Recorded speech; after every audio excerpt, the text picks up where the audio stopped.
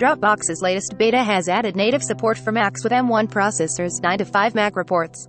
The addition was confirmed by a Dropbox community manager on the company's forums, and we've verified it by installing the latest beta of the macOS app. You can grab it yourselves from this Dropbox forum. The service has always worked on Apple's M1 Macs, but until now it's had to use Apple's Rosetta 2 translation layer.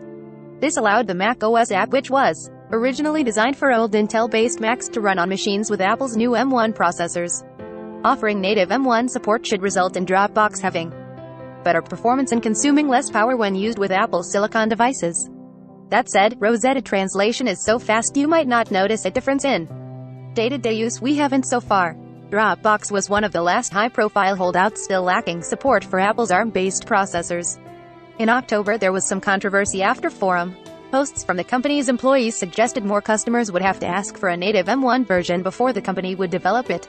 The outcry that followed prompted Dropbox's CEO to publicly announce that an M1 optimized version of the company's macOS app would arrive in the first half of 2022. Top of comments.